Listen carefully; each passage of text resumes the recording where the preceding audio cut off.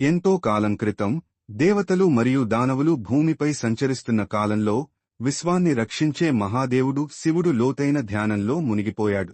ఆ ధ్యాన శక్తి నుంచి వెలువడిన ఒక దివ్య కాంతి బిందువు బంగారు జ్యోతిలా ప్రకాశించింది. ఆ కాంతి నుంచి ఒక దేవత రూపం పుట్టింది. ఆమెనే మానసాదేవి. మానస అనే పేరు శివుని మనసు అనే పదం నుండి వచ్చింది. ఎందుకంటే ఆమె శివుని మనసులోంచి పుట్టిన దేవత. ఆమె శరీరం సూర్యకిరణాలా మెరుస్తోంది. తలపై సర్పాల కిరీటం, చేతుల్లో ఒక పుష్పం, ఒక ఔషధకుండ, మరొక చేతిలో సర్పం.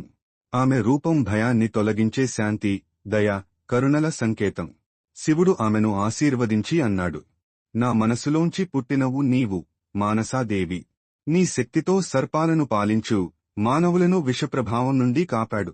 నిన్ను స్మరించిన వారందరికీ ఆరోగ్యాన్ని, సౌభాగ్యాన్ని ప్రసాదించు. ఆ క్షణంలో భూమి మొత్తాన్ని బంగారు కాంతి ఆవరించింది. ఆకాశంలో నాగేంద్రులు ఆనందంతో తల్లిని చుట్టుముట్టారు. మానసాదేవి విషాన్ని నివారించే తల్లి, సర్పాల రక్షకురాలు, శాంతి మరియు భక్తి యొక్క ప్రతీకగా, అలాగే వంశాభివృద్ధిని కలిగించే తల్లిగా విశ్వంలో చిరంజీవిగా నిలిచిపోయింది.